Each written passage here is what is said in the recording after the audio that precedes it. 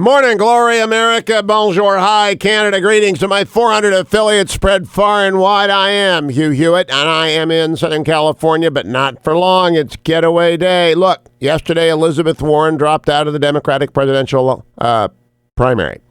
We're down to two. Well, two in Tulsi Gabbard, but we're really down to two. It's Bernie and Joe. The Bernie and Joe show opens this week and will continue until July 16th in Milwaukee. In fact, July 13th through 16th. That's to April, May, June, July. We got 4 months of the Bernie and Joe show. And so I'm doing the only rational thing that anyone would do, contemplating 4 months of Bernie versus Joe. I'm going to Hawaii as soon as this show is over. I'm going on vacation for a week.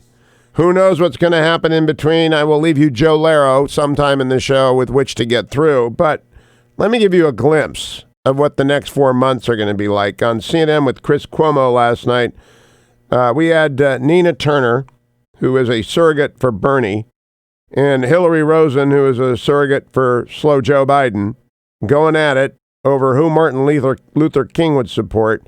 This is just the ghost of Christmas future. Come to see CNN with Chris Cuomo, cut number 26. You know, Nina referenced Dr. Martin Luther King before, saying that he said from the Birmingham jail that we should be concerned about white moderates. That's actually not what Martin Luther King said. What he said is we should be worried about the silence of white moderates. Are you kidding me? Nina? Wait, no, she's making a language point. What he said was we should worry about the silence of white moderates. And what we have in Joe Biden is a man who is not silent.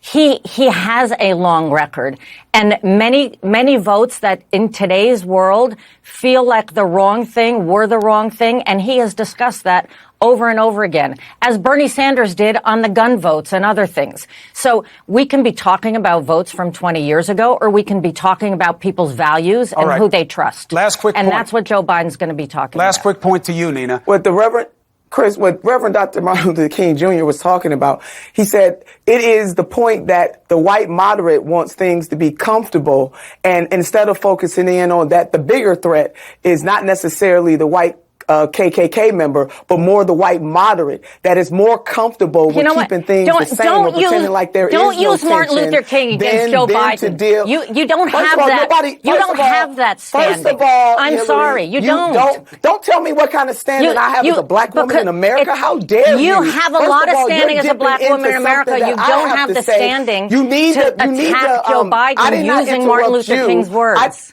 I didn't attack anybody. You're taking it that way.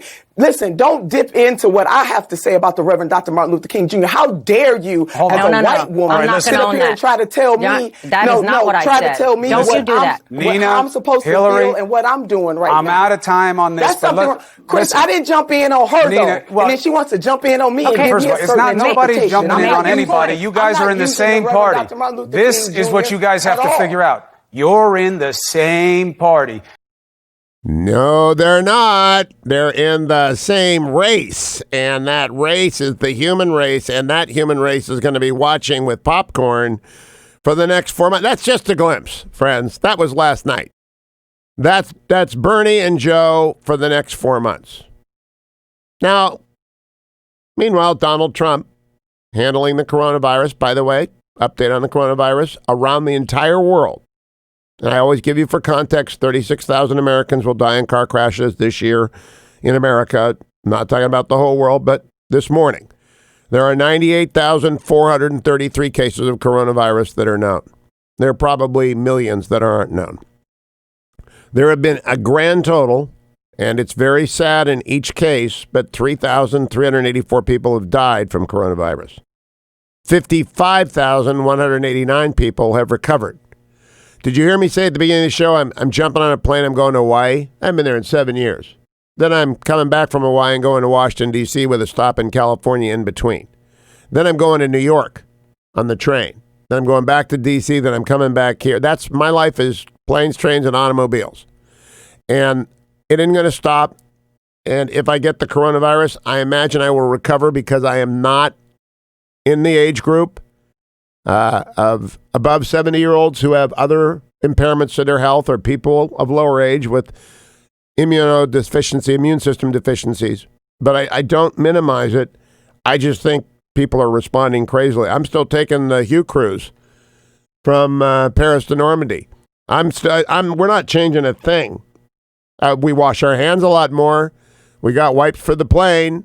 You betcha. I'm no dummy. You do the normal things. I'd rather not get it, but it's just not this panicky thing, even though markets overnight. AndrewandTodd.com, www.andrewandtodd.com they're so busy, the 10-year interest rate went down to 0.93%. I asked them if I should refinance the house I bought in the Beltway. I said, geez, this must mean 2.25%, 2.5%. Every veteran in America, literally, if you're a veteran, you got a VA, you ought to be calling them today and saying, this has got to be the lowest VA rate ever. It is. 888-1172. If you're a realtor in America, it's morning in America because people are buying homes left and right. They're buying rental properties. I know all you people who are listening in Seattle are driving and they got to move to Arlington, Virginia. You're calling up Gordon Wood and saying, Gordon, he's the best realtor in Arlington County, Alexandria, Virginia, and saying, get me a house now.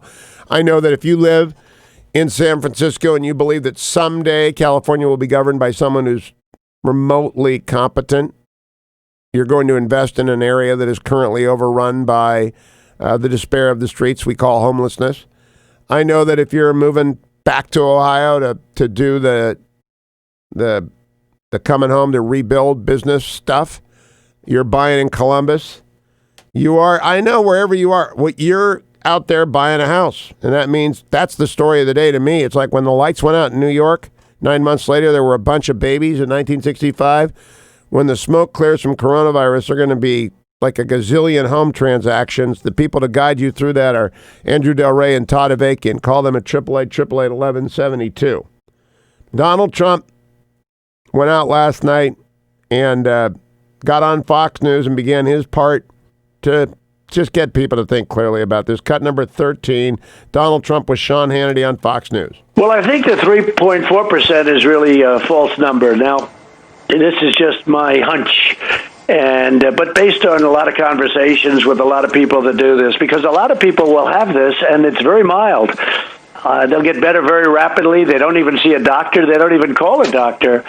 You never hear about those people, so you can't put them down in the category of the overall population in terms of this corona flu and or virus. So you just can't do that. So if, we have thousands or hundreds of thousands of people that get better just by, sitting around and even going to work, some of them go to work, but they get better. And then when you do have a death, like you've had in the state of Washington, like you had one in California, I believe you had one in New York, all of a sudden it seems like 3 or 4%, which is a very high number, as opposed to a fraction of 1%. But again, they don't know about the easy cases because the easy cases don't go to the hospital. They don't report to doctors or the hospital in many cases. So I think that number is very high. I think the number, personally, I would say the number is way under 1%. Now, with the regular flu, we average from 27,000 to 77,000 deaths a year. Who would think that? I never knew that until 6 or 8 weeks ago. I asked that question. I said, how many people die of the flu? You keep hearing about flu shot, take your flu shot. But I said, how many people die of the flu? And they said, sir, we lose between 27,000 and, somewhere in the 70s. I think we went as high as 100,000 people died in 1990, if you can believe that. But a lot of people, regardless. I think it averages about 36,000 people a year. So I said, wow, and that's a percentage that's under 1% very substantially. So it'd be interesting to see what that difference is. But again, a lot of people don't report because they get the coronavirus and they get better relatively quickly. It's not that severe. I believe the president is doing the right thing and telling people the real risk. It's significant for older people. It's about a 1% mortality rate. He thinks right now it's between 2 and 3. Very quickly, play cut number 14 about the first thing Donald Trump did when he heard about the coronavirus. Cut number 14. But as soon as I heard that China had a problem, I said, what's going on with China? How many people are coming in? Nobody but me asked that question. And you know better than, again, you both know that I closed the borders very early. We've been given A pluses for that. But I'm just talking about He closed the borders. Donald Trump did the right thing, shut down the planes from China, and the China flu did not get here in large numbers early. It will get here eventually because of Donald Trump. Stay tuned. It's the Friday edition of the Hugh Hewitt Show.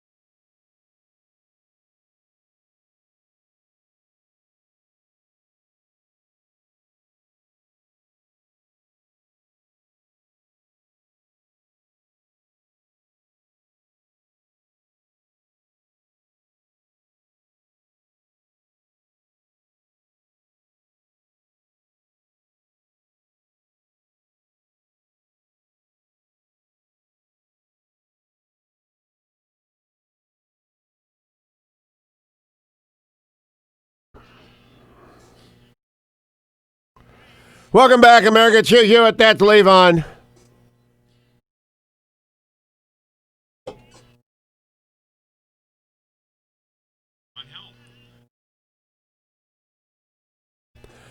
There were nights Rick Danko couldn't play, and so listen to this one real closely. But I'm playing this because it came to mind because once we're brothers in theater right now, you got to go see it.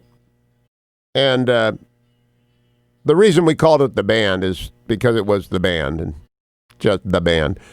And it's about the end of the Civil War. And the Bernie Joe Civil War, Bernie's going to go down like the Confederacy. Very slowly.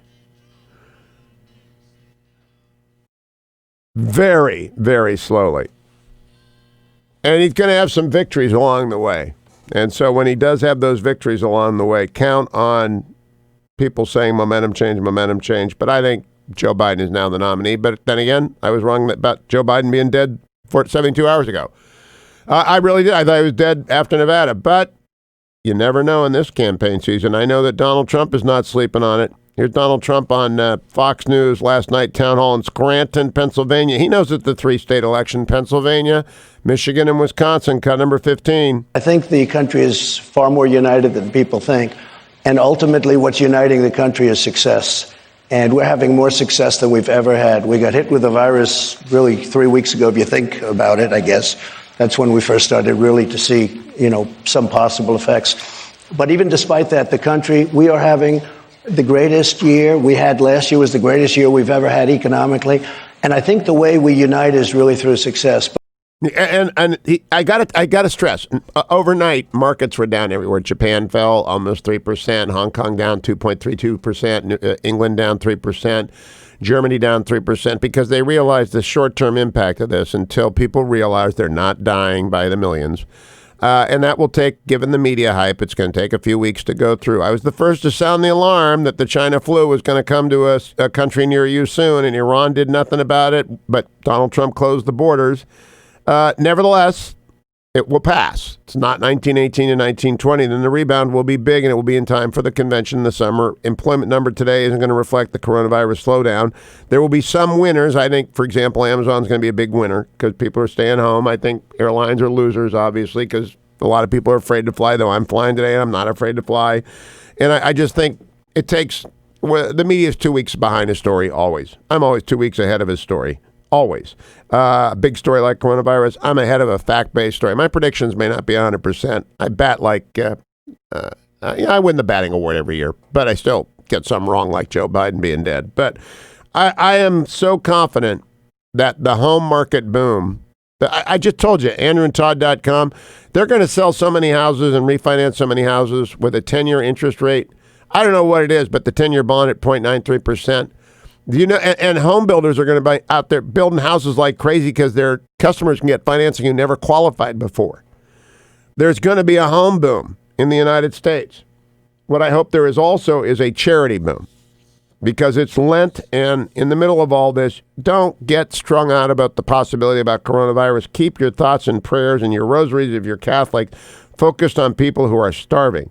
For example, in the highlands of Guatemala, where our friends from Food for the Poor went down there recently to record for this year's pledge drive during Lenten. Here's Alice Marino of Food for the Poor. Think about a mother who gets up in the morning and she does not know how she's going to feed her child. So what we are asking is for you to reach into your hearts, pray about it, and help the mothers in Guatemala. They want the same thing that you as a mother and a father want for your children. Just $80, that's all it takes to provide a child with clean water for a lifetime and food for a year. Just look into your heart and help us. Alice said it all. Now it's your turn. Please, right now, go to HughHewitt.com or call 855-359-4673. That's 855-359-HOPE, or go to HughHewitt.com. The very top banner at the top says feed starving families, Food for the Poor, banner at the top of HughHewitt.com. Come right back. Sonny Bunch is next on the Hugh Hewitt Show.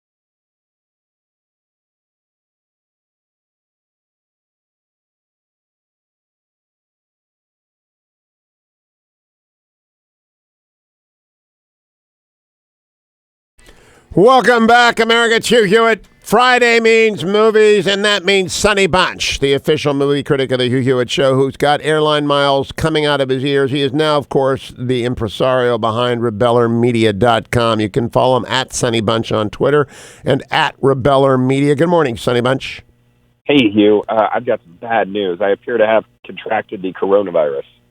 So if I sound a little froggy today, you do sound froggy.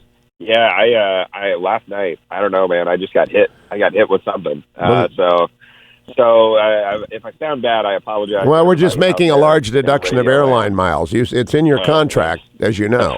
That's fair. I'm going to Hawaii after the show. I need to know if there are going to be any movies for me to see on vacation. Well, yeah, hard to say, right? Because they are canceling movies now. The big news this week, Hugh, was the cancellation of No Time to Die. They pushed it back from releasing in a couple of weeks to releasing in November. I must tell you, I was somewhat stunned. Bond blinks. Yeah, no, it's kind of, there is time to die after all. Ha ha ha. I was kind of surprised by this, but not shocked, because Bond is one of those movies that relies very heavily on international grosses to be a success. And the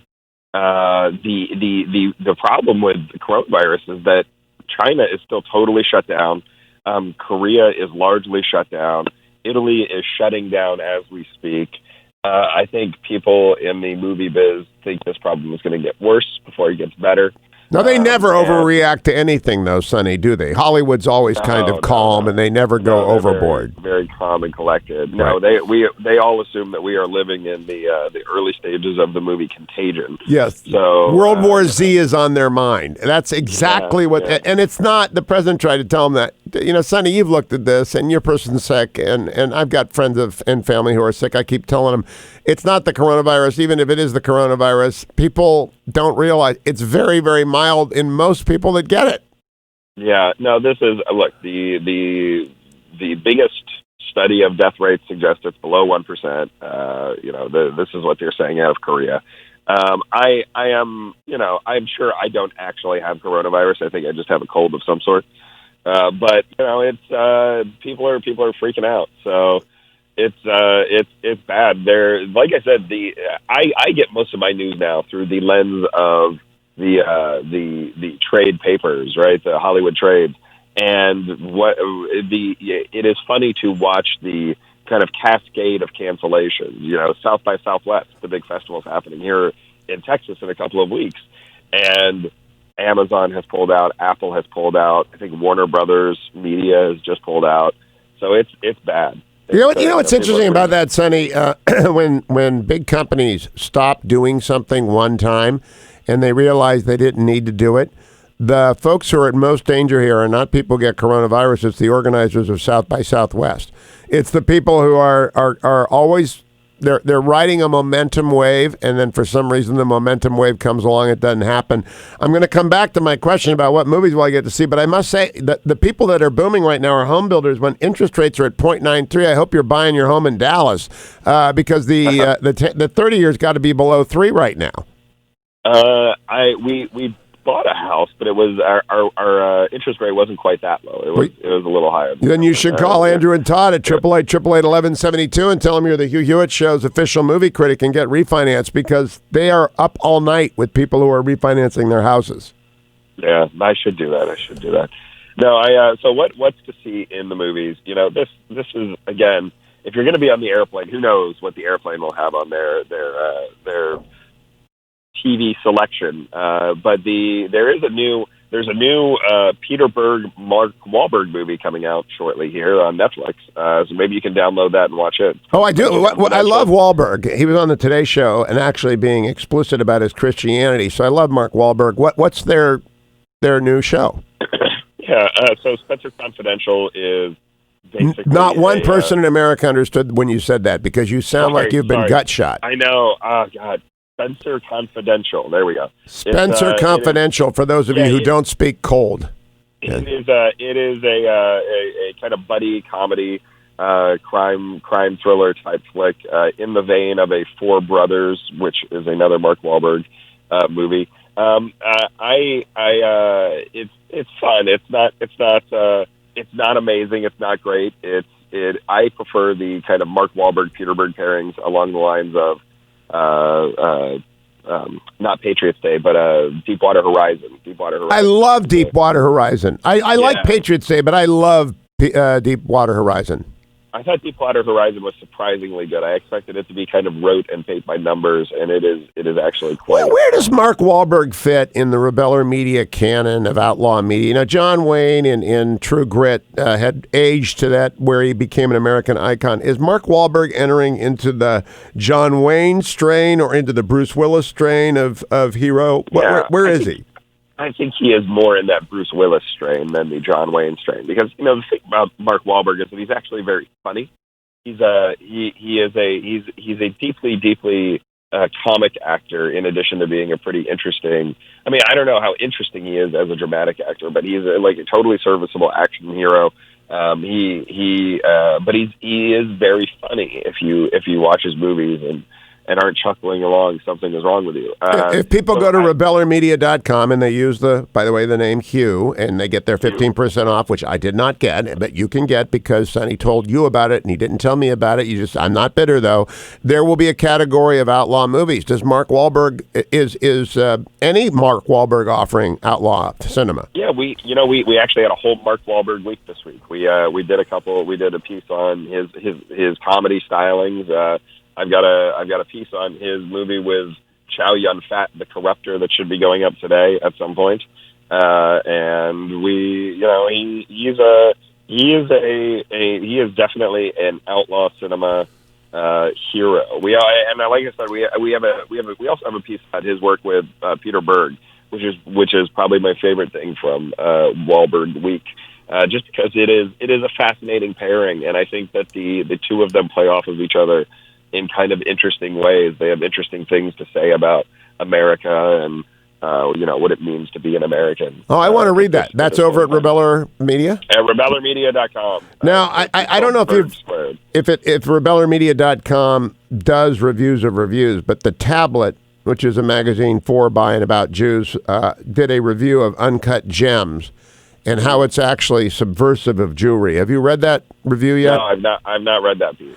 That it's negative about Jews? It implies at the end that it's using stereotypes to drive those stereotypes deeper into the American psyche. Whereas I just thought it was a heck of a flick. Critics will sometimes go off the edge, right? Sure. I mean, I can understand that critique, especially coming from a Jewish organization like Tablet. I could see that, if you this is one of these things. This is one of those blind spots that I always try to keep in mind when I'm writing reviews. As a not Jewish person, this movie does play with a lot of almost stereotypes about Jews. So I think there may be something there. But that said, I still thought it was a fantastic movie. Gripping, and that's not a movie to watch on an airplane. You're gonna get. No, I don't. I actually am. I'm watching Peaky Blinders season 1000 or whatever it is on the airplane. But I will when we get to the islands. They have theaters there. They actually have electricity, and I'm hoping there's something new this week because. Sure. Let me. Here's what my official recommendation is. See if you can find a showing of a movie called Extraordinary. It's a small Irish movie. Okay, it's a small Irish movie that's out in limited release this week.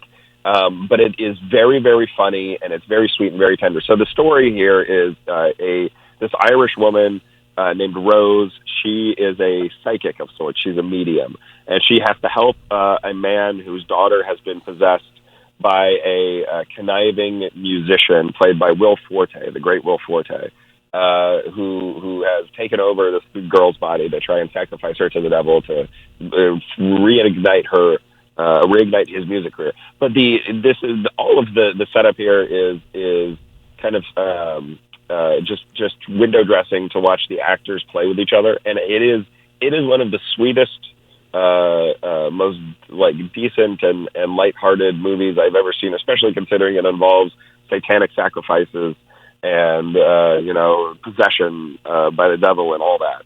It's really quite sweet. What's it rated? It is. I think it's R. but it's a relatively soft R. There's a couple of moments of violence in it that get at that R. There are a couple of F-bombs.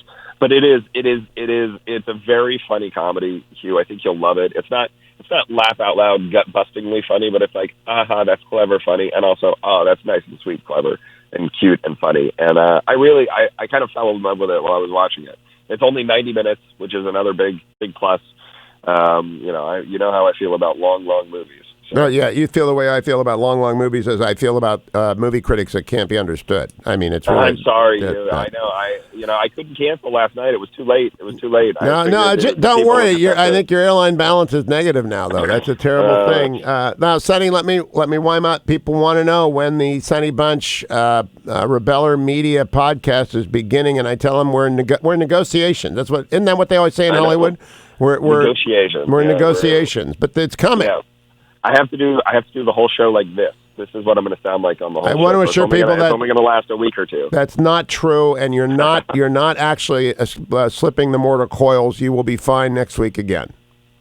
Fingers crossed. All right. Sonny Bunch, thank you, my friend. Go to rebellermedia.com. Use my name, Hugh, and you get 15% off. Sonny Bunch will be starting a podcast for the Univision for Universe.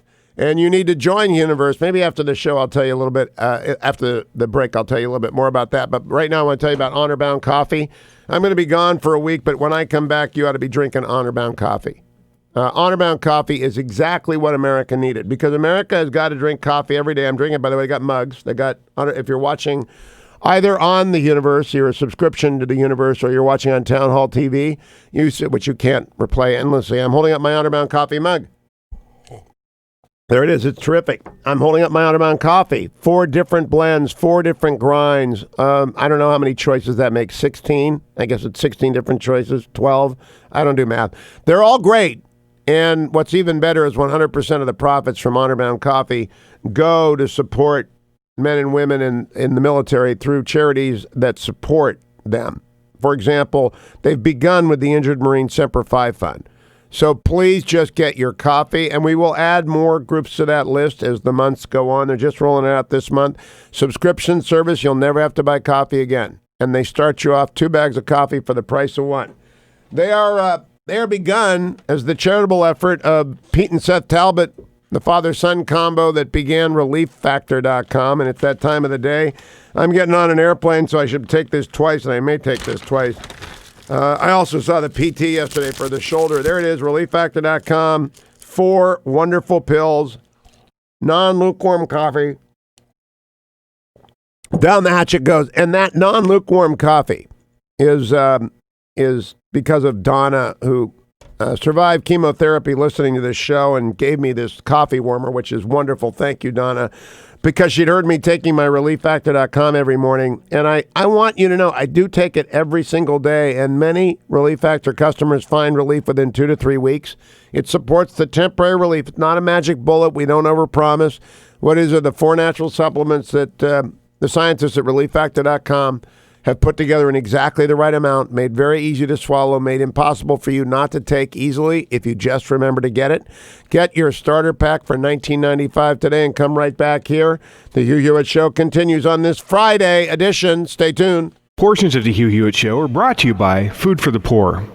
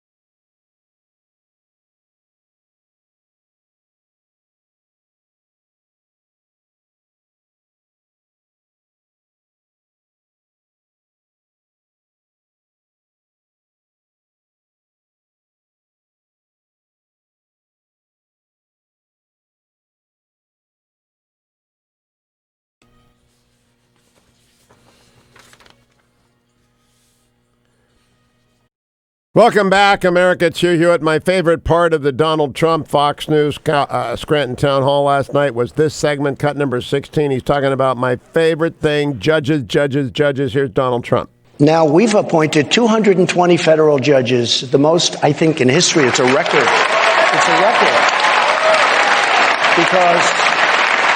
Because number one, Mitch McConnell did a great job, and the Republicans did a great job. But the bottom line is President Obama gave me 142 openings when I first got there. Normally you would have, never been anything like that. Normally you'd have no opening. Now, do you say he's a great president? The most important thing you have to do, I say, is the military, but a lot of people say is judges and justices of the Supreme Court. President Obama gave us 142. It's unheard of. If you have one, it's like you got lucky. At 142, we're up to 220 federal judges and Court of Appeals judges, 2 Supreme Court justices. I mean, it's incredible. The Constitution has been saved by Mitch McConnell holding open Justice Scalia's seat, Donald Trump filling it with Neil Gorsuch, nominating and Mitch McConnell in the Senate's confirming Brett Kavanaugh, and then these 218 additional judges at every level. And that's why Chuck Schumer has lost his mind. By the way, he should just be thrown out by the Democrats. Donald Trump talked about that last night, too, cut number 17. Well, look, I mean, we had a justice come out and criticize me badly, and I just responded to what she said. I had it twice. And when you look at, I had a very harsh criticism, as you know, Justice Ginsburg, just before a debate, during the election, as I was getting elected, she came out. She had to apologize. It was a terrible thing she said. She should have never been allowed to say it. But if they say something to me, I'm not allowed to say back. You had another justice say something that was somewhat derogatory, and all I did was respond. But I didn't respond like Schumer. Schumer, that was a physical thing, in my opinion. You know, he tried to say, oh, well, that has to do with the election. That had nothing to do with the election. The way he said, we're going to hit back like you've never seen before, that was a real intimidation. And the best you can say is they're trying to intimidate so that the judges vote, so the justices vote their way. That's no good either. But that was a physical, that was really, if a Republican did what Schumer did, they'd be in jail right now. Mr. President, just follow up on that really quickly. Chief Justice Roberts obviously put out a statement and really rebuked Senator Schumer for those words. The last time he put out one of these rare statements, it was about you and the federal judge that you called an Obama judge. So to Martha's question, is there something about apologies on both sides when dealing with justices or judges? Well, look, I have to state the facts. I'm not threatening anybody physically, but if we have an Obama judge, we don't do very well. Now, we've appointed 220 federal judges, the most, I think, in history. It's a record. It's a record. Because number one, Mitch McConnell did a great job, and the Republicans did a great job. But the bottom line is President Obama gave me 142 openings when I first got there. Normally you would have, never been anything like that. Normally you'd have no opening. Now, do you say he's a great president? The most important thing you have to do, I say, is the military, but a lot of people say is judges and justices of the Supreme Court. President Obama gave us 142. It's unheard of. If you have one, it's like you got lucky. At 142, we're up to 220 federal judges and Court of Appeals judges, 2 Supreme Court justices. I mean, it's incredible, but we were going, if you go to the Ninth Circuit, if you go certain places, it's almost impossible to win. So I was surprised at Justice Roberts, and I have a lot of respect for him. I like him personally. I have a lot of respect. But I think that could have been left unsaid because a lot of people, a lot of very top legal minds disagreed with him when he said it. Now, I'm just talking about the facts. I'm talking about sort of the facts of life. That's the way it is. That's the way he's so right. And that was so well said. Now, someone who knows judges is John Campbell. Someone who knows movies is Sonny Bunch. I want people to understand, Generalissimo, jump on here. When you subscribe to the universe, and this is an appeal for you, I'm going away for a week, but you need not, you could have every show I've ever done. You could have every interview I ever did with Christopher Hitchens. You can have every minute of 20 years of the Hugh Hewitt Show, which will go on for years and years more. And you can have the after show, which Dwayne does every night at 8 p.m. in the East, 5 p.m. in the West. And coming soon to the universe, Sonny Bunch. And coming soon to the universe, John Campbell.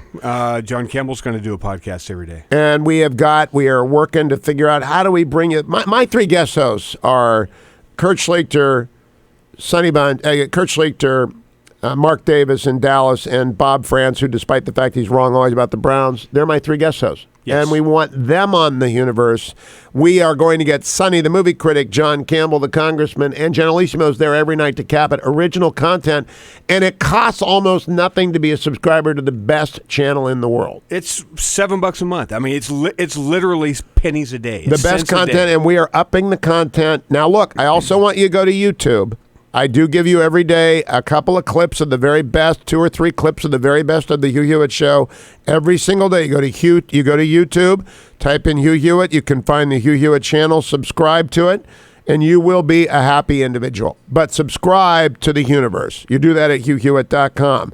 Let me also remind you, I'm looking at a headline from the Wall Street Journal. Mortgage rates hit record low. The average 30-year fixed rate fell to 3.29%. That's the average. You got to call AndrewandTodd.com. You got to call Gordon Wood in Virginia or any of the realtors that AndrewandTodd.com refer you to. Get going. Don't get left behind and come to the hour number 2 of the Hugh Hewitt Show.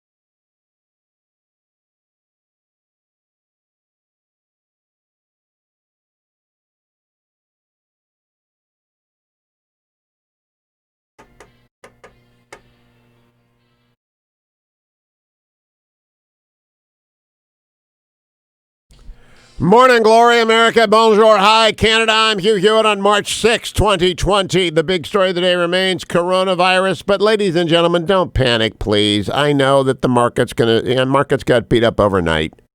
And the United States, I have no idea. I'm not a prophet nor the son of the prophet. I think by the end of the day, you're going to see the smart money in Wall Street pour into Wall Street at the end of the day today into stocks like, well, I personally own Amazon. It's the only stock I own, but I think they're going to pick winners and losers in the drug market. And I don't know anything about the drug sector. I don't know who's getting the best drugs, so they're going to win. But I know international markets are shaken. To me, the number one story of the week, the month, the year, and of your life, and this happens to help an advertiser of mine, andrewandtodd.com.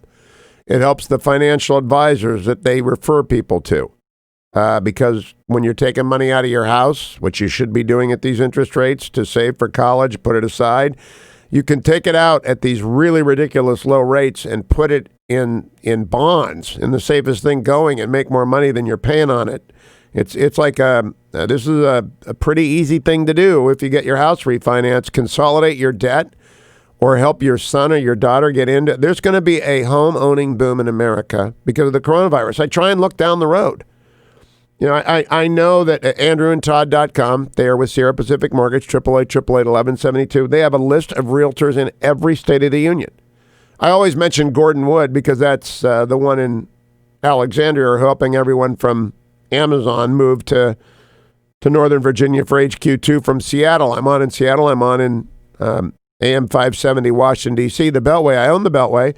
So people, Andrew and Todd do a lot of business there, and they do a lot of business in Florida. They do a lot of business in Ohio. They do a lot of business in California, wherever they're at, because they're just so trustworthy. I've known them forever. Well, right now, the 10-year Treasury dropped. Yesterday it got down to 0.8%. And when I look at the Wall Street Journal and I see the number one story is the mortgage interest rates in America, I say to myself, there's always a silver lining. And while you've got a cruise ship quarantine because of coronavirus, this will all pass.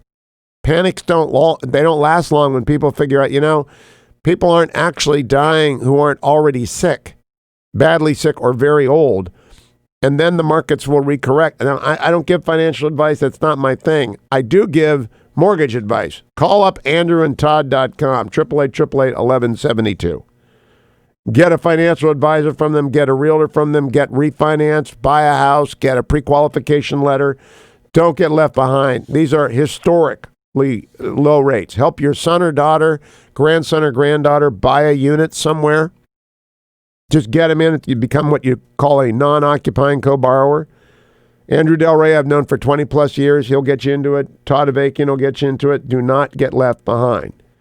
But while you are taking advantage of this moment to save yourself thousands and tens of thousands of dollars, can you spare some alms for the poor? It is Lent. And it's a Friday in Lent. That means Catholics cannot eat meat. It's a day of abstinence. And I think that applies even if you're over 60. You don't have to fast if you're over 60, but if you're of age and you have to just eat fish, whatever it is. That's why I used to have fish fries in my Catholic days. And I want you to know, I got a great email yesterday. I hear you're both a Catholic and a Protestant. You go to Mass on Friday night and you go to on Saturday night for your weekend obligation. You go Presbyterian or non-denominational on Sunday, and that's true. And there are millions of people like me, but we still abstain from meat on Friday. What we also are enjoying to do is give alms to the poor. You can do that right now at Food for the Poor. As we head into this weekend, I ask you to help me get food and clean, safe drinking water through Food for the Poor to the poorest of the poor in Guatemala. Here's Alice Marino of Food for the Poor with a special request for you. Think about a mother who gets up in the morning and she does not know how she's going to feed her child. So what we are asking is for you to reach into your hearts, pray about it, and help the mothers in Guatemala. They want the same thing that you as a mother and a father want for your children. Just $80. That's all it takes to provide a child with clean water for a lifetime and food for a year. Just look into your heart and help us. So my Lenten practice, there are many of them. Try and say a rosary a day, but I also try on Fridays in Lent to make a donation to feed starving families, food for the poor at HughHewitt.com. Try and remember it. I'm going to the airport today, but I will remember to do that. The easiest thing to do is just go to HughHewitt.com. At the very top of that page, Feed Starving Families, Food for the Poor, Inc. It's a great Friday in Lent observation. You can also call 855-359-4673. 855-359-HOPE. 855-359-4673. Do it in Fridays in Lent. Great way to give alms to the poor. And really, Food for the Poor is so good at this. They've been doing this for, I think, 70 years. They just know how to get food to starving people. Now, I want to go back to Donald Trump. Last night, he was so upbeat, but he also talked about the campaign ahead. Cut number 18, Donald Trump talking to Brett Baer and Martha McCallum about how this campaign will unfold. But even despite that, the country, we are having the greatest year we had. Last year was the greatest year we've ever had economically. And I think the way we unite is really through success. But when they hit us, we have to hit back. I feel that. I mean, there's two ways of doing it, turning your cheek. But I wouldn't be sitting up here if I turned my cheek. If I said, okay, let them just keep hitting at me, and I won't do it, they're not interviewing me right now. They're interviewing somebody else. Maybe they won't even be doing that. Because if they don't get ratings, they don't interview anybody. That I've learned. But you know what? You can't turn your cheek. I mean, we get hit. Thank you. You look good for that. We get hit so hard, and we have a media that is, I say to a large extent, it's a part of the Democrat Party. It really is. It's terrible. It is. It's true. And I don't think anyone doubts it. The media doubt it among themselves. They think they're fair. They're not. They're in the bubble. They can't get out of the bubble. Yesterday, I talked to 52 people with my annual caller day. We just did calls, and 52 people. And that they represent the millions of people that listen to the Hugh Hewitt Show, 6 million people.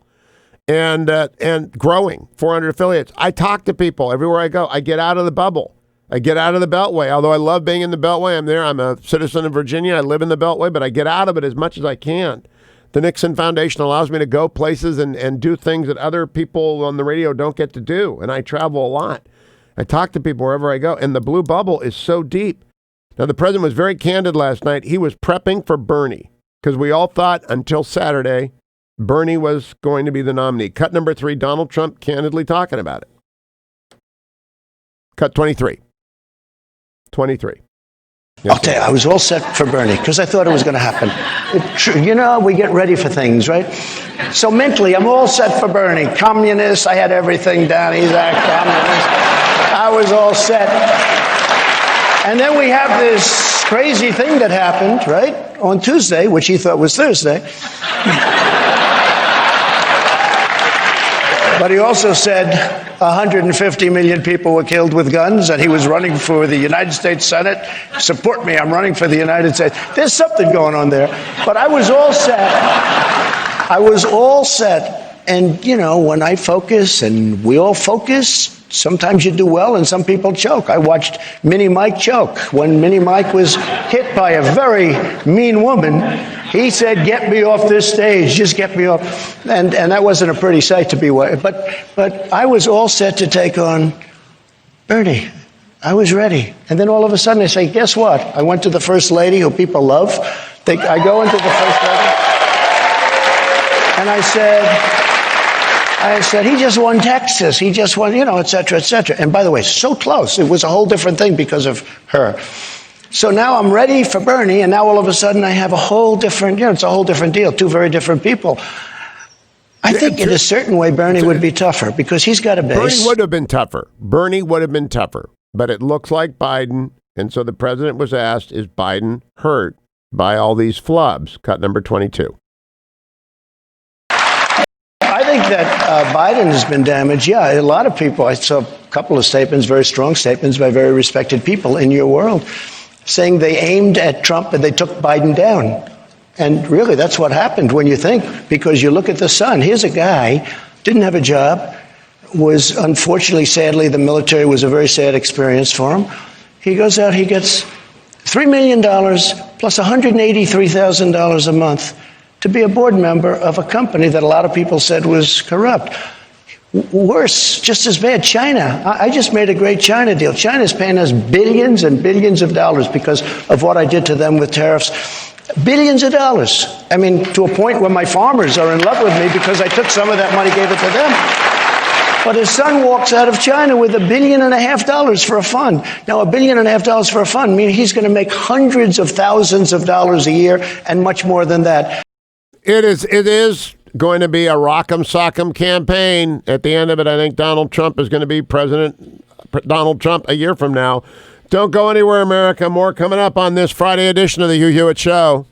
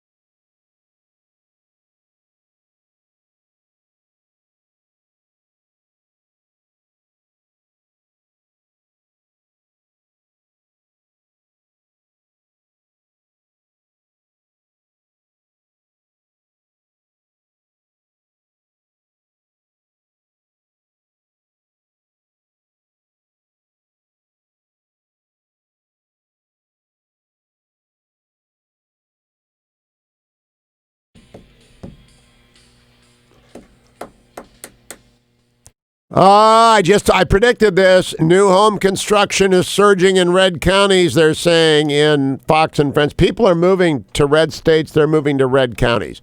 1.7% increase in single home family building in red counties. Yeah, single family home building is declining in blue counties. Why is that? People don't like high taxes. They're fleeing California, going to red states. And they're not going to vote for Democrat. They know what happened in California because of Democrats. I want to go back to Donald Trump on Fox and News last night talking to Bret Baier. By the way, Bret Baier was attacked by Tommy Vietor, one of the Pod for America children. And they really are children. They're getting older, but they're children. They're venomous attacks on professionals like Bret Baier. Bret Baier is one of the best people in the news business.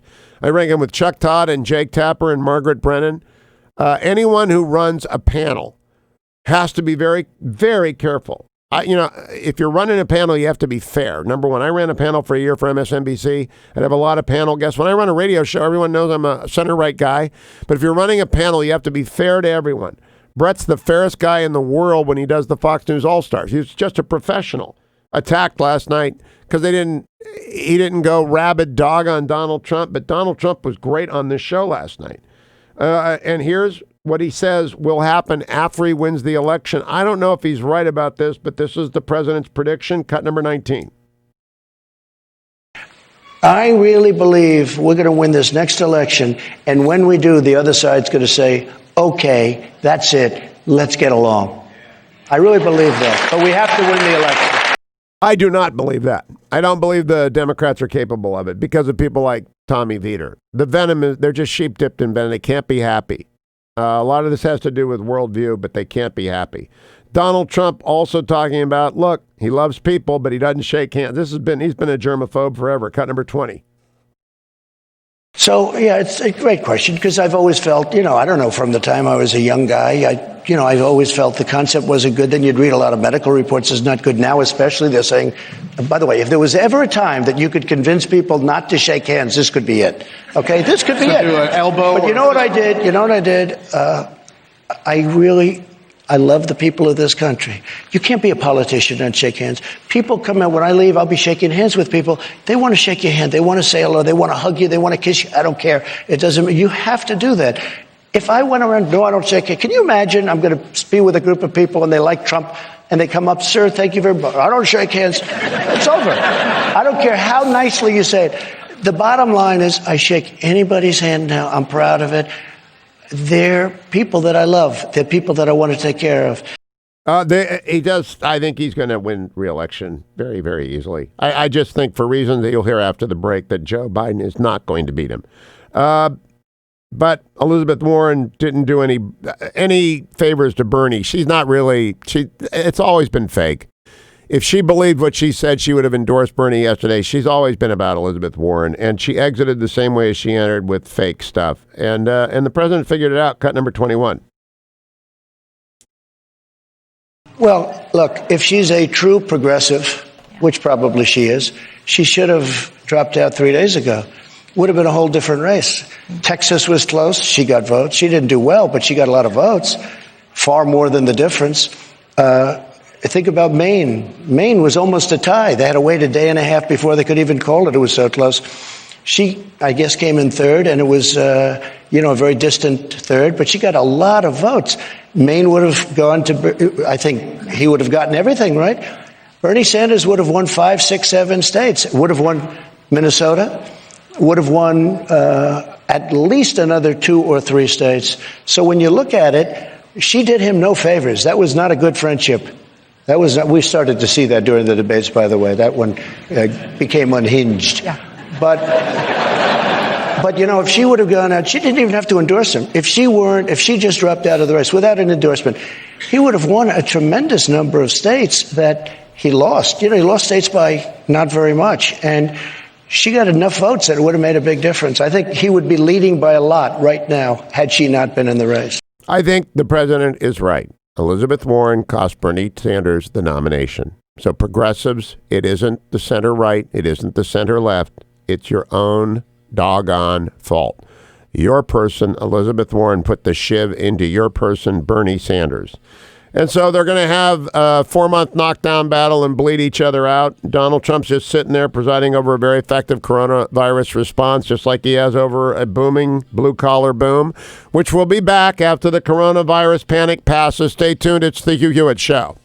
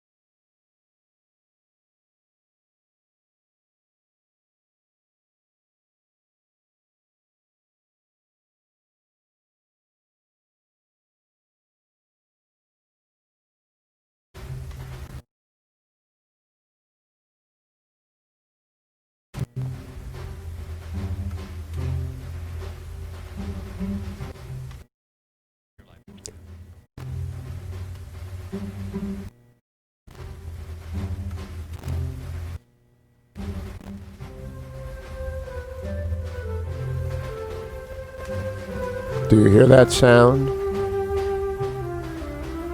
I'm Hugh Hewitt, but that is Maurice Ravel's opening notes to Bolero.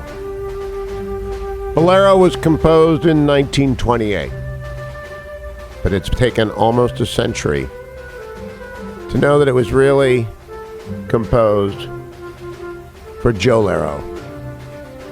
I give you the 2020 version of Bolero, Joe Lero.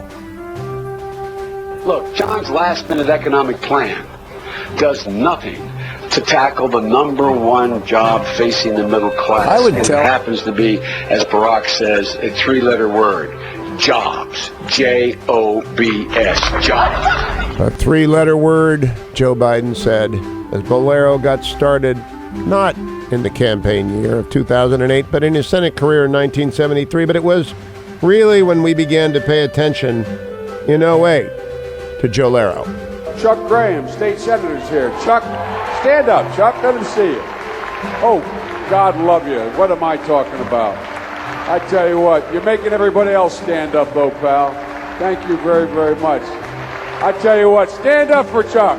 It's not just on the campaign trail, though. As the same folks have made, the Somalis have made my city of Wilmington, Delaware, on a smaller scale. It's a large, very identifiable Somali community. I might add, if you ever come to the train station with me, you'll notice that I have great relationships with them because there's an awful lot of driving cabs and are friends of mine, for real. I'm not being solicitous. I'm being serious. He's always serious, especially when on a St. Patrick's Day reception for Irish Prime Minister Brian Cohen, he gets the names of the deceased wrong. But the Taoiseach knows a lot about it. His mom lived in Long Island for 10 years or so.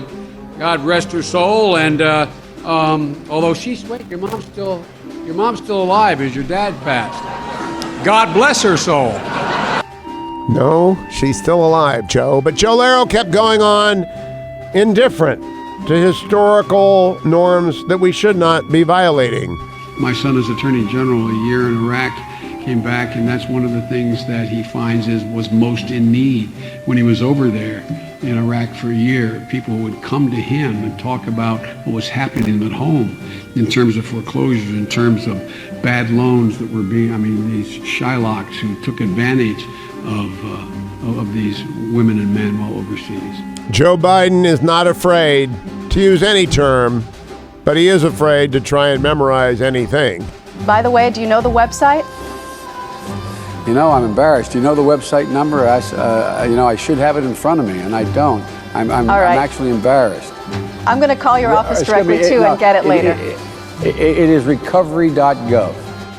Joe also gets names really bollocksed up. One man stands ready to deliver change we desperately need. A man I'm proud to call my friend. A man who will be the next president of the United States, Barack America. Joe's fond of guns when it's convenient. I guarantee you, Barack Obama ain't taking my shotguns, so don't buy that malarkey. Don't buy that malarkey. They're gonna start peddling that to you. I got two. If he tries to fool with my Beretta, he's got a problem. I like a little over and under. You know, I'm not bad with it. So give me a break. Give Joe a break, and don't always listen to his advice. I would tell members of my family, and I have, I wouldn't go anywhere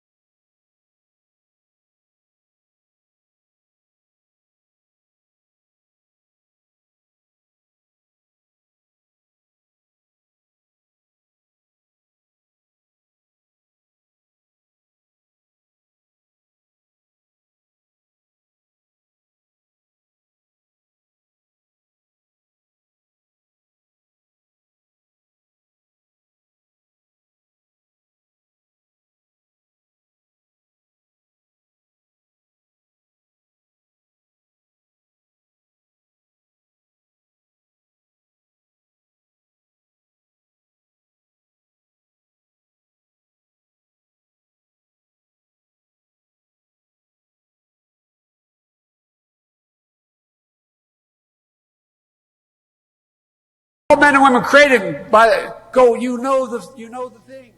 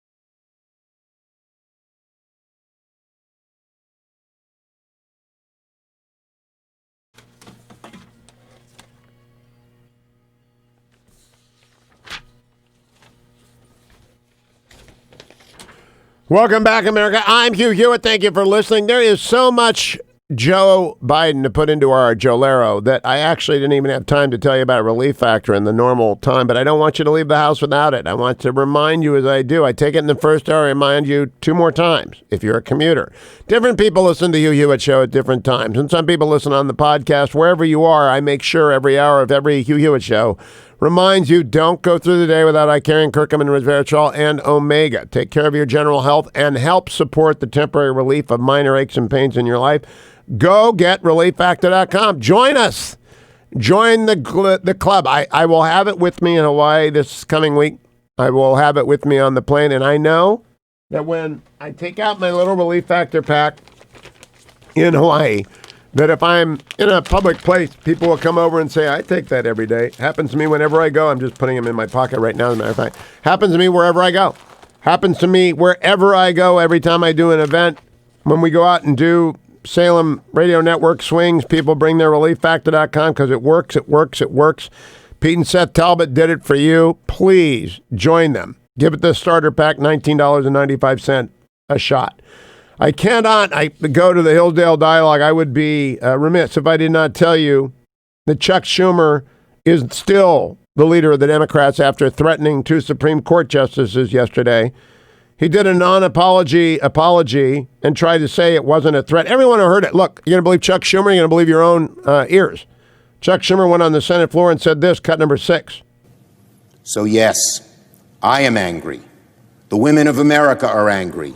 And yes, we will continue to fight for a woman's right to choose. I will continue to fight for the women of America. Now, I should not have used the words I used yesterday. They didn't come out the way I intended to. My point was that there would be political consequences for President Trump and Senate Republicans if the Supreme Court, with the newly confirmed justices, stripped away a woman's right to choose. Of course, I didn't intend to suggest anything other than political and public opinion consequences for the Supreme Court. And it is a gross distortion. That would never fly in court. He incited violence. And had violence followed at that moment, it would have passed the Brandenburg test. The present intention with the result of causing violence is punishable speech. If you intend to cause violence and violence follows, and he would be convicted under a statute for that. Because that is what you cannot do in America. You cannot incite violence and intend to incite violence and have violence follow and not be responsible for it. And I'm in the era of softball field shooters. Well, Mitch McConnell went on the Senate floor and he spoke truth to his colleague on the Democratic side. Here is Leader McConnell yesterday, cut number 5. But most striking of all have been the shameless efforts to bully our nation's independent judiciary. And yesterday, those efforts took a dangerous and disturbing turn. By now, many already know what the Democratic leader shouted outside the Supreme Court yesterday morning. I'm sorry to have to read it into the record. First, he prompted a crowd of left-wing activists to boo 2 of the associate justices, as though Supreme Court justices were professional athletes, and Senator Schumer were jeering from the stands. And then the senior senator from New York said this, I want to tell you, Gorsuch, I want to tell you, Kavanaugh, you've released the whirlwind, and you will pay the price.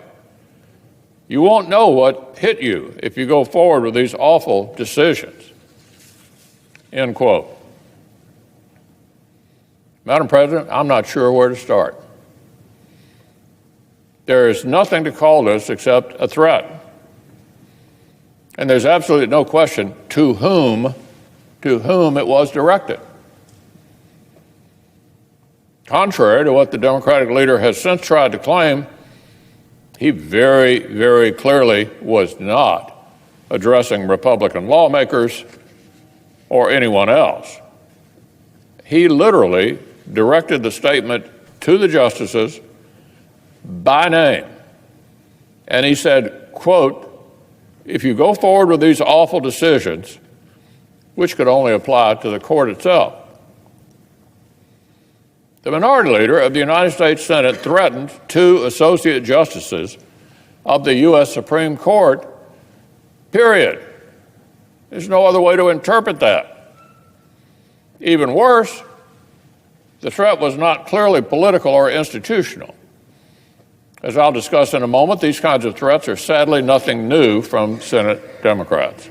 There is nothing to do but call this a threat, and no doubt as to whom it was directed. Mitch McConnell, absolutely right. Chuck Schumer, shame on him. He is still the leader of the Democrats. That means the Democrats do not object.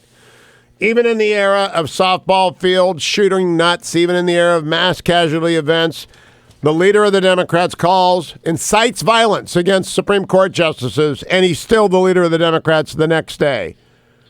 We switch now to the Hillsdale Dialogue and go high. They go low, we go high, America. Stay tuned to the Hugh Hewitt Show.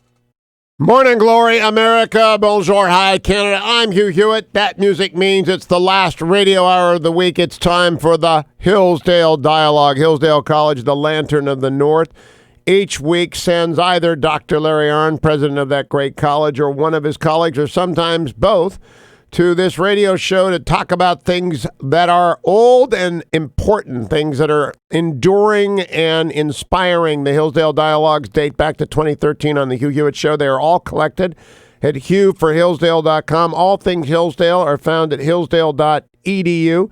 This week, we're blessed to have both Dr. Larry Arnn and Dr. Kenneth Calvert. Now, I must tell you about Dr. Calvert. He's a graduate of Wheaton College and of Gordon Conwell Theological Seminary.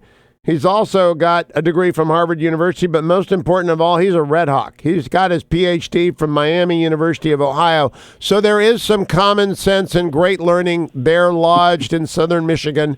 Dr. Calvert, welcome back. Even though you brought Dr. Arnn with you, it's great to have a Buckeye-educated scholar with us. Thank you. It's great to be here. Dr. Arnn, I don't know if you heard the annual caller day yesterday. I had 54 callers. We keep track. And many of them delighted in your presence on this show. And I was surprised, but they enjoy that you are so awful to me. Yeah, well, of course they do. And, for that matter, we've got Calvert on here from Ohio as an affirmative action thing. Well, this is the beginning of a new series, and it's not Plutarch. We've done Plutarch before. It's broader than Plutarch. It's about, really, Thomas Carlyle. And Hugh Hewitt's agreement with Thomas Carlyle. In 1840, friends, Thomas Carlyle published On Heroes, Hero Worship, and the Heroic in History, in which he states, quote, universal history, the history of what man has accomplished in this world, is at bottom the history of the great men who have worked here.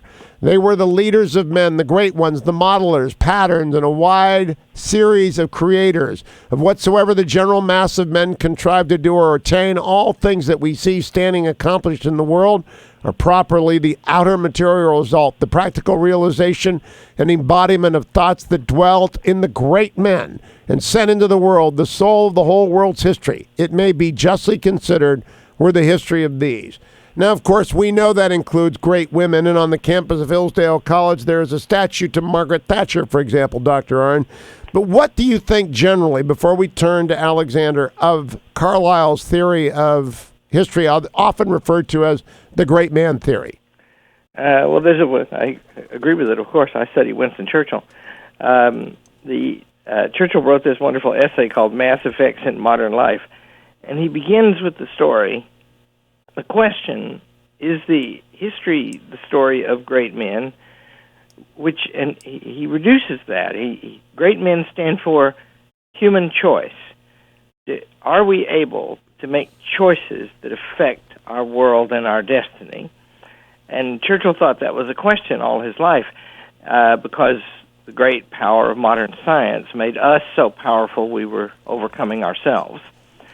And he sought refuge in the fact that if you just look at the life of Napoleon, he names that as an example, but his own life as an example. What if he'd been killed, in some accident when he was a kid? And he says that little chance would change everything. And that means that the great art of the great statesman is somehow related to chance. That is to say, things in nature are not so rigid that interventions outside nature can't alter them, and the human freedom consists in that space. So Churchill thought that this question was a very serious question about our ability to act independently in the world. And Dr. Calvert, how do you expand on that? Because I have a list. I tried to make a list, and I'm working with the great colleagues that you have up there to establish who we will cover in this. And my hardcore half dozen are Alexander, Caesar, Jesus, Luther, Lincoln, and Churchill. And there are other great men, obviously, and great women. The list will expand. It's much bigger than Plutarch, who worked hundreds of years ago. But what is your general theory of the great man theory of history? Well, my approach to it would be, look, we have both the great man and the great woman who have done, remarkable things to advance humanity, to advance faith, all of these things. But you also have the opposite, the great anti-hero, the evil person. What would have happened if Hitler had died as a youth?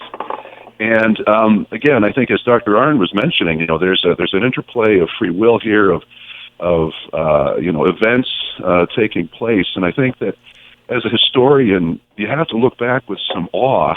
And historians, of course, talk about this all the time, about the rise of these people and the rise, particularly, of the great person, of the hero, who emerges and shapes their world. As we talk about Alexander the Great, for instance, I think that he had no idea how much he was actually going to shape world history, from Rome in the west to India in the east. This man, in his conquest of Persia, transformed world history, and he could not have known that. And so, there's an element of free will, and then this element of this great hand of the divine that one has to think about. I think ponder, at least, as one is thinking about history and what that has to do with the way the world has come about and come to be. If there had not been an Alexander, and there are many things to talk about him, there would not have been an Alexandria. And had there not been an Alexandria, there would not have been a merging of the Platonic and the Christian. I mean, there's so many things that would not have happened had there not been an Alexander, which is why I asked to begin here. But of course, before we dive into him in the next three segments, I'm skipping over Moses. I'm skipping over Abraham. I'm skipping over Darius and Cyrus. I mean, there are a lot of people before Alexander, right? Right. Yeah, Alexander met the Persian Empire, which had, come into being in the 6th century BC with Cyrus the Great, a remarkable great man himself. And so it all builds upon one another. And one thing I tell my students when we talk about Alexander the Great, he ended up, destroying the Phoenician culture, which left Carthage all alone as a Phoenician city in the Mediterranean, and facing off with Rome. Rome would never have come to power if Alexander hadn't done that. And so each successive great man in history leads to another. What do you think about beginning this series, Dr. Arnn, with Alexander? Well, he fits your model. Of course, I never know what the heck we're doing here, but nor do you. But why should this day be different from any day at Hillsdale? Yeah, that's right. Well, so here's the thing about him. It's clear in his life as in anyone that everything about him, every big thing that happened in his life, was shaped by his presence there, and they were world historic things. His father was a tremendous man who made Macedon a great power, and on the other hand, he was a multiple of his father in effectiveness. And he, in the end, he didn't conquer all of Egypt. Maybe he would have been defeated, but finally, even the tremendous generals and troops that he had with him all the way across, to the middle of India, from leaving from Greece, think of that distance, and to move it over it by land, fighting superior numbers everywhere he went. Even finally, his troops and his generals gave out on him. They just wouldn't go any farther. And I've always believed that's in part because if you're going to conquer all of Persia, that's understandable to the Greeks because they've been fighting Persia off and on for a long time. But when you get beyond Persia, what the heck is even out there? And if we go this far, when will we ever stop?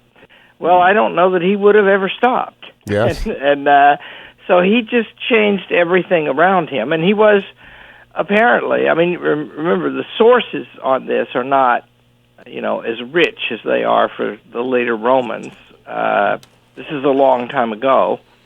But they're pretty good and, a lot better than Homer. Who was Homer and all that's kind of hard to say.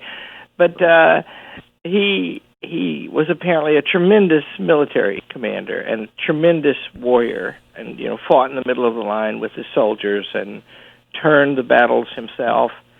So it's an extremely consequential individual You know, I mean, think of Antony and Cleopatra.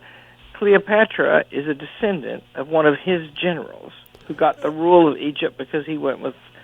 That is remarkable. I didn't know that. When we come back, we'll introduce you to this amazing figure, Alexander, and to the irony of the fact that he has been educated by the greatest scholar, if we want to go there, that we know of. Stay tuned to the Hillsdale Dialogue. Once a week we go, hi, America. Hillsdale.edu, Hillsdale.edu. Stay tuned.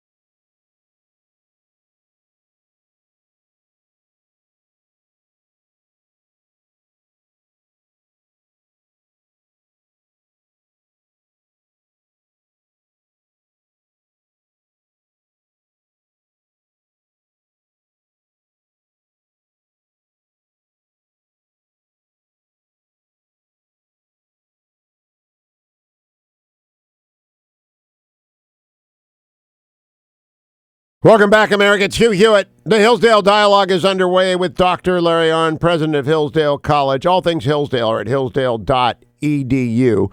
All of the wonderful courses are available for free there. You can sign up for their amazing courses anytime you want. You can get Imprimis sent to you monthly in the old-fashioned snail mail way. All of the Hillsdale Dialogues that I've been conducting since 2013 are available for hugh.hillsdale.com. You can contribute to the prospering of Hillsdale and the Hillsdale charter schools everywhere at hillsdale.edu. Along with Dr. Arnn today, we have Dr. Kenneth Calvert because he is an expert on Alexander, and we are beginning the Great Leaders series. Great men and women who have bent history, because it's a great series to do in an election year because leadership matters. Dr. Calvert, if you would give us the short introduction to Alexander and pause, if you will, on the consequences of his having spent 2 years being tutored by the man that Larry Arnn says authored the greatest book ever, The Ethics, Aristotle. Right. Alexander, as Dr. Arnn had mentioned, was raised under his father, Philip II, and his father made sure that his son was not only trained in military pursuits, but also was well educated. He had a number of tutors, 3 or 4 tutors, and among them, of course, was Aristotle, with whom Alexander studied from the age of 13 to about 15. So for about 2 years, he studied with Aristotle, which must have been an amazing and remarkable time. It's hard to tell in the material that we have of Plutarch and Arrian and a number of sources, how much Alexander learned from Aristotle. But I think just one example is that Alexander, when he left in his invasion of Persia, this was not just a military expedition. He took botanists, he took historians, he took poets, he took a whole train of scholars with him. It was like a traveling Hillsdale College, frankly. He took with him eastward into the Persian Empire to study everything that they were about to come across, as well as to write about the epic struggle that was about to take place. Dr. Arnn, let me ask you to reflect just for what do you think it means for a great warrior, leader, statesman to be educated by a philosopher on the order of Aristotle? Well, our friend Victor Hansen has written a book in which he argues that, Sherman and Patton and Epaminondas, that they were great in part because they were so well educated and they had read in particular philosophy. And so think what it is to be, if you sit down with Aristotle, you're sitting down with one of the 3 people who revolutionized human thought, right? I mean, among the mortals who did it. Then there's Jesus. We're going to talk about him. But what did they do? They did a simple thing. They adopted the habit of trying to find out what things are in their essence and in their order and hierarchy, not things of the Greeks and things of the Persians, but what are things? Universal philosophy. What is a thing? And so when Alexander heads east, he has an equipment that the Persians never fully got, right? Which is whatever is right, whatever we're going to do, that's right before some tribunal that transcends, our laws and our ways. And he was, Alexander was adaptable. He adopted some of the Persian systems of rule because the Greeks had never ruled anything like the Persian Empire. And, you wouldn't call him a great statesman in establishing a working empire. He didn't live long enough to do that, and it didn't work very well for a long time. It never worked very well as a whole. But he brought this idea with him, and that is also the idea that Ken made, Dr. Calvert made at the beginning of this. That's the idea that also conquered Rome, and so to the west, the Romans, and to the east, Alexander brought Greek philosophy to the world. When we come back, we are going to introduce you to Philip and how Macedonia relates to the Peloponnesian War and how this all got started. Dr. Kenneth Calvert is going to lay it all out for you, the basics, which may inspire you to particular biographies of Alexander as we begin our Leaders series on the Hillsdale Dialogue, all things Hillsdale collected at hillsdale.edu. Don't miss a minute of it, or hughforhillsdale.com. Stay tuned. Portions of the Hugh Hewitt Show are brought to you by Food for the Poor.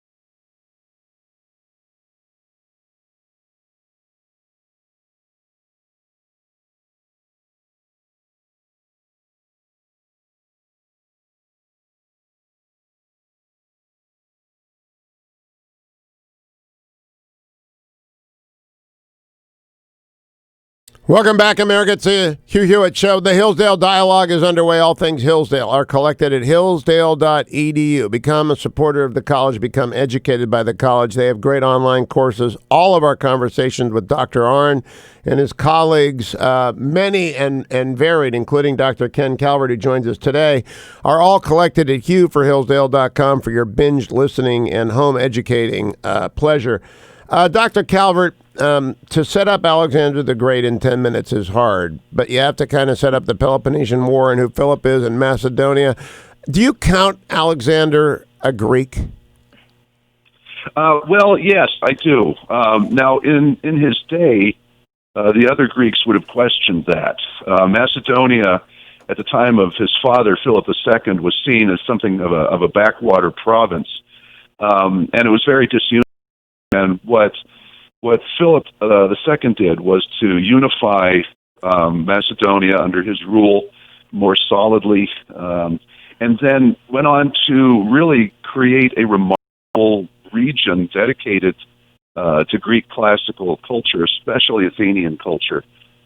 Philip had a high regard for Athens. And this is where, when you talk about a great man like Alexander the Great, you know, his context, his father, the people around him, his mother, Olympias, had a powerful influence on his success.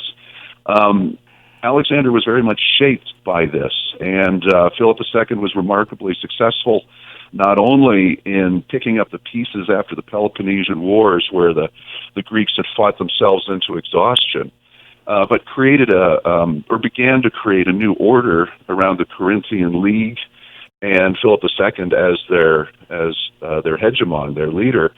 And Alexander inherited that on the death of Philip II.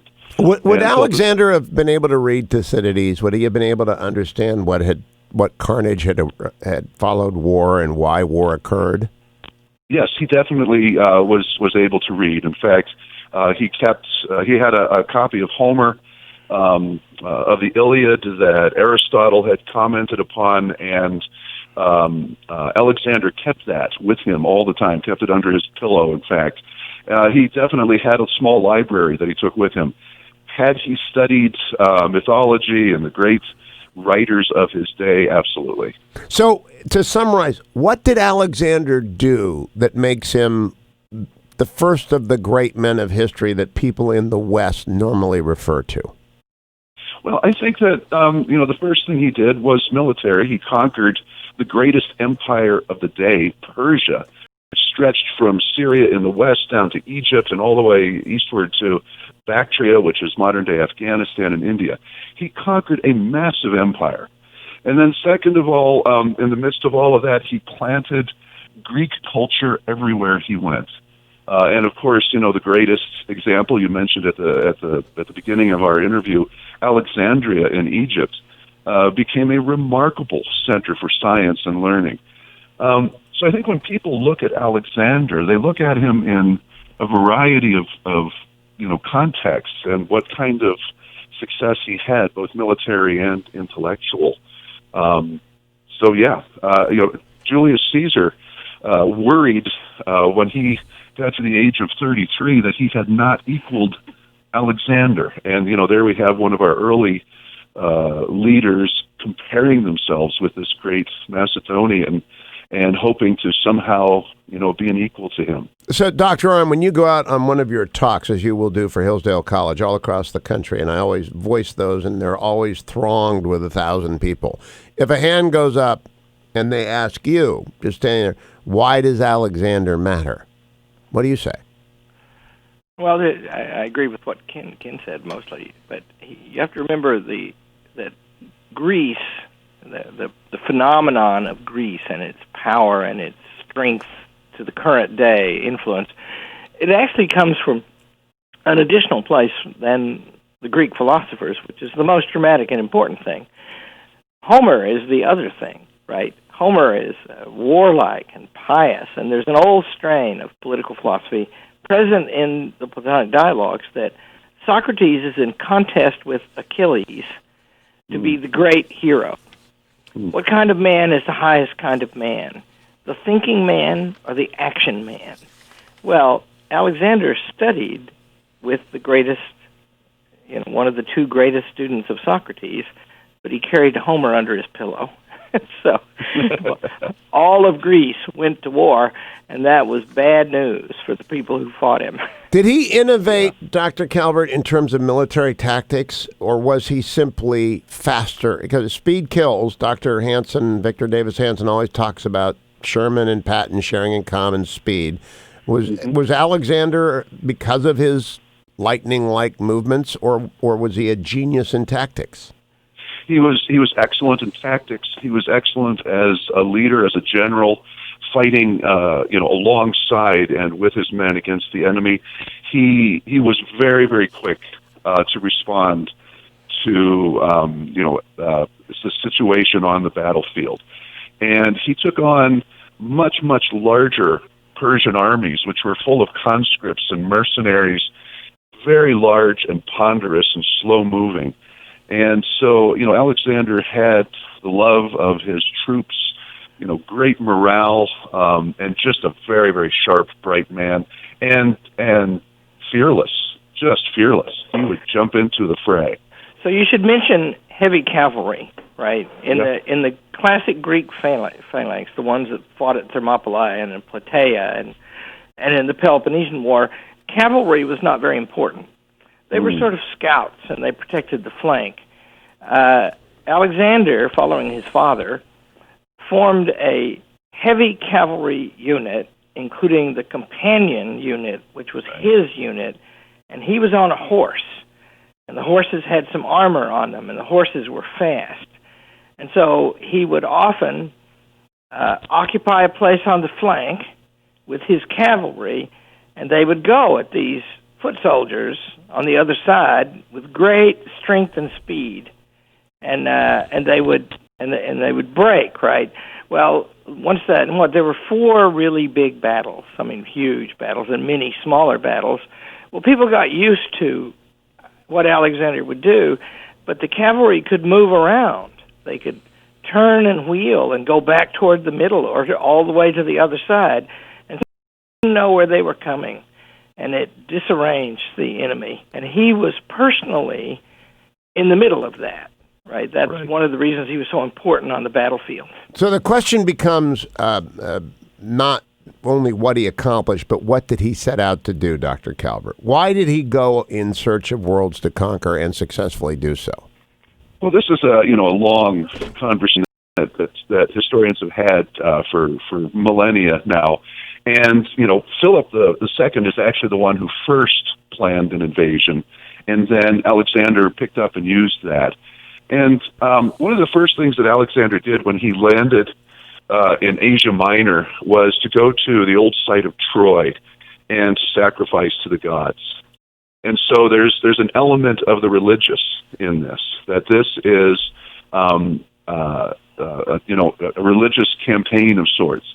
There is the Homeric in that. He's returning to Troy, the Greeks against, the Easterners.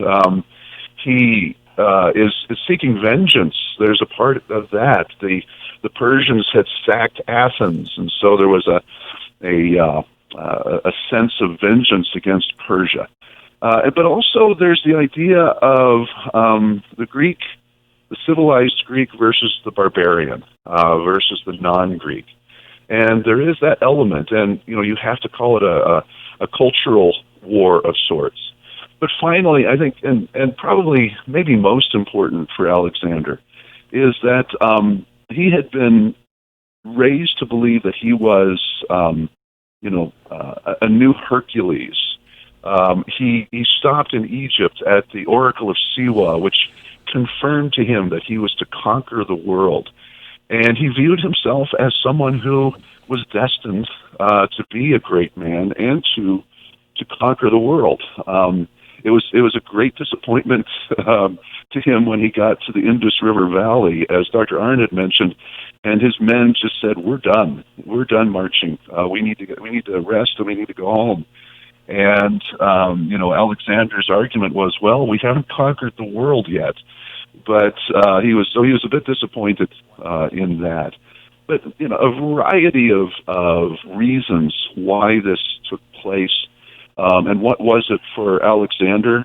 I think it was this idea of stretching Greekness, Greek culture, Hellenic culture, as far as he could.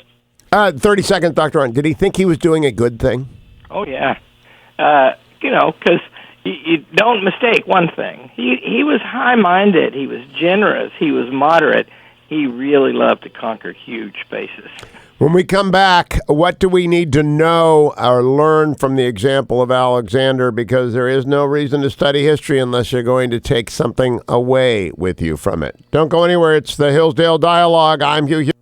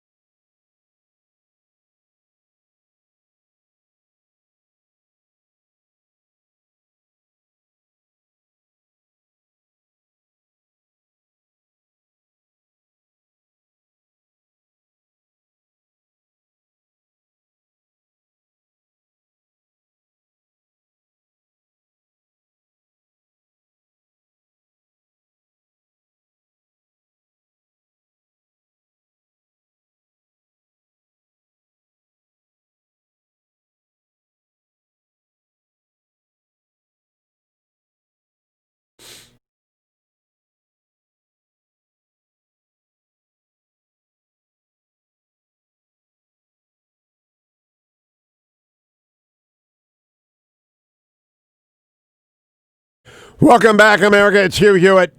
The Hillsdale Dialogue, concluding our first of many conversations about great leaders with Dr. Larry Arnn, president of Hillsdale College, and Ken Calvert, Dr. Ken Calvert, Miami of Ohio, PhD, so he knows what he's talking about. Our expert on Alexander. He teaches ancient history at the wonderful school that is Hillsdale College in Michigan. Dr. Calvert, first of all, additional reading for those who wish to be guided. Where would you send them if you've teased them into a deep interest of Alexander beyond Plutarch? Right. A scholar, 1970s, so a little bit dated, but very readable, excellent scholar, Peter Green, Alexander of Macedon. This last year, Anthony Everett also produced a biography, Alexander, his life, and then he adds on, and mysterious death. So he has a little teaser on that title. Anthony Everett, of course, wrote a great biography of Caesar Augustus, and he's done some really good work with Alexander. So I would say Peter Green and Anthony Everett. And to your freshmen who arrive at Hillsdale and you begin to talk to them about Alexander, if you're at all like me, you tease why you're doing it. Why do you tell them you're studying Alexander? Well, I tell them really, I cover much of what we have discussed here, that this is a man who is going to, by spreading Greek culture, by spreading all the science, the literature, the philosophy, throughout a huge swath of the world, is going to really lay the foundations for the future and for Western culture. He was pretty bad at succession planning, though, right? Right. He made no plans at all. And upon his death, a number of people claimed to be his successors. And what happened was you had 40 years of war among them. But what's very interesting is that those wars themselves set up a geopolitical situation in which Rome was actually able to spread eastward because of their inability to come to any kind of terms. And there you have another step in this history that Rome comes to power because of the successors of Alexander. Dr. Arnn, a big question. Is it fated to great leaders to be really terrible succession planners? I'm thinking Lincoln didn't plan on getting shot, obviously, and Churchill didn't plan on losing the election after the war had finished in Europe and was ongoing in Japan. But Napoleon, all of the people who are consequential, they do not seem to have thought very much about the next generation of leaders behind them. Well, whether they did or not, sometimes they did. Genius is not heritable. And you don't know it till you see it in action. I want to recommend another source to our listeners.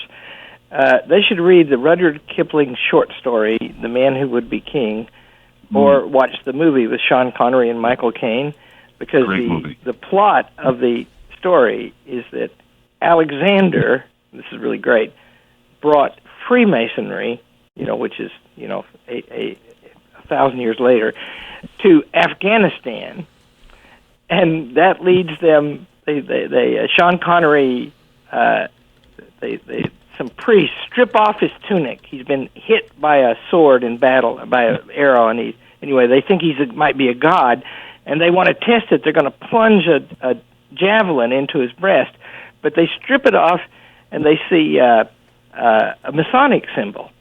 And then they all bow down, and they take him over, and they kept saying, Secunda, Secunda, it means Alexander. And so this, now, what does it mean? Rudyard Kipling is the poet of the British Empire, and he, in that novel, it's funny, is tying the British Empire to Alexander. How interesting. I don't know if you are a reader of Stephen Pressfield. I'll end on this.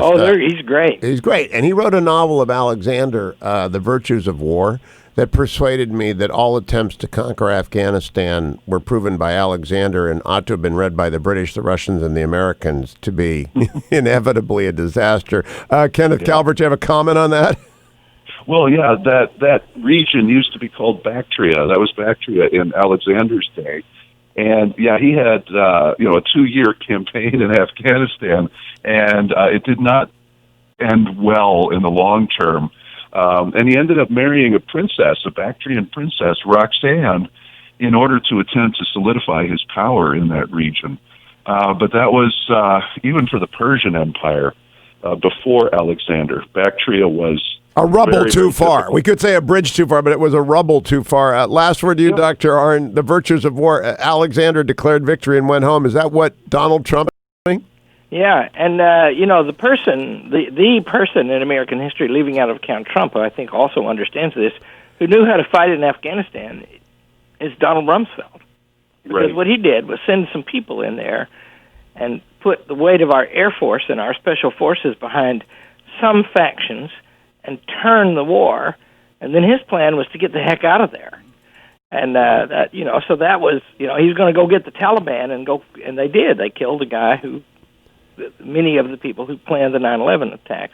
But the point is, to try to rule Afghanistan, the Afghans can't do that. True. Alexander the Great, Doctor, so much. Ken, thank you so much for joining us. And thank you, Ken Calvert, and thank you, Larry Arnn. The Hillsdale Dialogue takes a week off next week, and then we'll be back in 2 with our next leader. You'll have to tune in to find out who that is. Thank you, Adam. Thank you, Ben. Thank you, Generalissimo. Thanks in advance to Kurt Schlichter. And to Mark Davis and Bob Franz, who will be filling in for me for next week. And I'll be back in 2 weeks when the Hugh Hewitt Show continues.